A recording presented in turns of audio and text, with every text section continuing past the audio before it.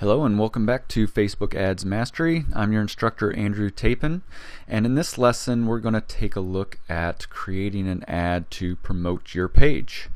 So why would you want to do that? Well, the obvious reason is you're building a new following, or you're trying to get some followers for your page from different interests. So this is a great way to do that.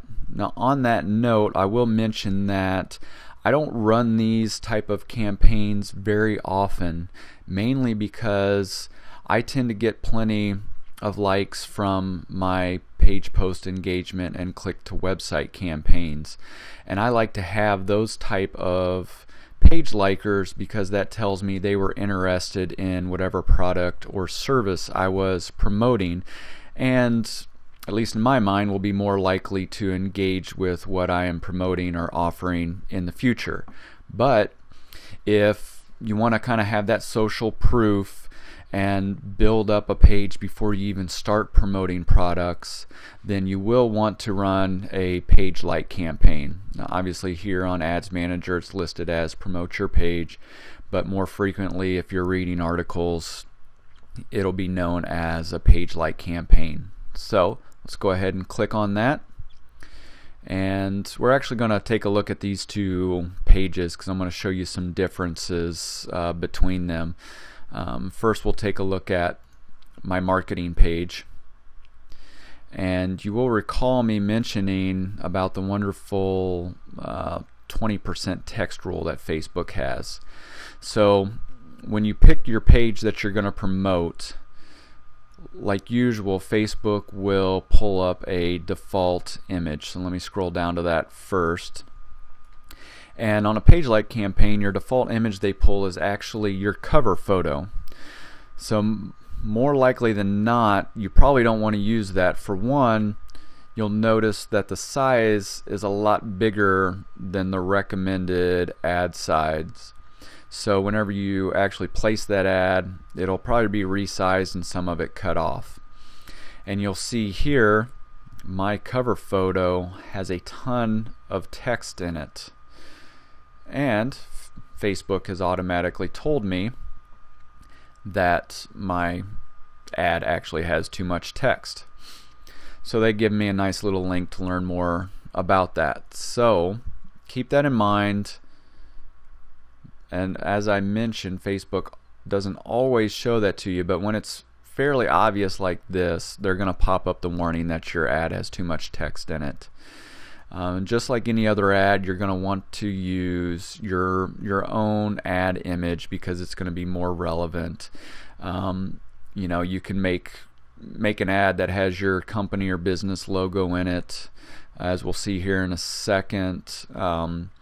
On my other page, the cover photo doesn't have as much text in it, so that warning doesn't pop up. Let's take a quick look at this. Just as any of them before, you're going to be able to set your targeting, age, gender. You can pull in a custom audience, whatnot. Obviously you do want to do all of these things and have it highly targeted. Again, this is why I showed you Audience Insights prior. You don't want to just run a general page like campaign to 184 million people, because you're going to be getting likers that are not going to engage with your page, and you're just going to be throwing money out the window. On a page like campaign, Facebook does default the connection to only people not connected to your Facebook page. That should be fairly obvious. You're not going to be running your ad to people that already like your page. Again, set your budget to what you're comfortable with. Facebook will spend whatever you're willing to give them, so make sure that is set to what you're comfortable with. Again, this is automatically optimized for page likes. Facebook knows who the likers are out there, and they're going to deliver your ad to likers. Okay, so we're going to set our image. In this one, you're not going to have a ton of text. What they've pulled from here is your About section on your Facebook page. So you'll want to have some brief verbiage on there that kind of explains what your page is all about. Again, your headline is below the image. This is the page type and your landing view. So when if they click on that, where is it going to take them? Mine is set to timeline. You can change this to photos, and here in a second you're going to see a few other options that are available. The call to action obviously is set to like page, since this is a page like campaign, not a click to website campaign. So let's take a look at my other page real quick, and we'll see some different options that you have if your page is set up a little differently. So again, everything else is the same. They pulled in the cover photo. Once again, this cover photo, I actually have my cover photo sized precisely to what Facebook cover photo size should be, 851 by 315, so it's well within a recommended size. For the ad, as you can see, I don't have too much text on here. This one might be pretty close to it because of my logo there. When we show advanced options, what I want to point out is the landing view. On this page I have some different things set. There we go. Timeline, photos.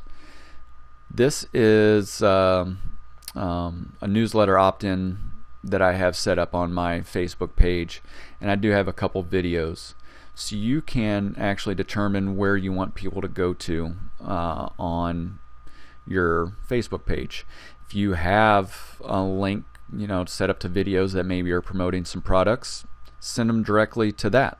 That way they're liking your page, and then once they go to check it out, their default landing page is a video that you have set up promoting something.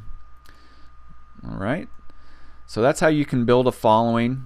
Again, you definitely want to set your audience precisely as it relates to your Facebook page, so you're going to get people to like your page that will engage with it. I've mentioned this several times now. You can have a Facebook page with 10,000 likes, but your typical reach on a post is only going to be probably 5 to 7% of that. So you're not going to reach all your fans. So in theory, the more fans you have, then the more people each post is going to reach. So that could be, one reason to run a promote your page campaign. But like I mentioned, typically I'll like to get my page likers from my page post engagements and clicks to websites. That way, that kind of tells me those type of people are really interested in what I will potentially be offering them down the road. So again, I just wanted to show you all the ad types that you have to choose from, all the campaign options that you have to choose from. There are others out there. These that we've seen so far are the most popular. So do with them what you will. Split test, see what works best for your products, services, whatever you happen to be offering, and go from there. So on a final note, obviously place your order, go into a review process. Again, I know I mentioned this once before. If it seems like your ad is stuck in review for a very long time, more than 5 or 6 hours, you might want to just delete it and rebuild it. Facebook is very fickle. You would think a company this large would work perfectly all the time. It does not, so be ready for that. Facebook is obviously great, and then you can run very targeted ads, but you want to make sure you're getting a very good return on your investment. So gauge that and pick the right ad objective that is the best for you. Alright, so that's it for promoting your page or a page like campaign. We'll see you in the next lesson. Talk to you later.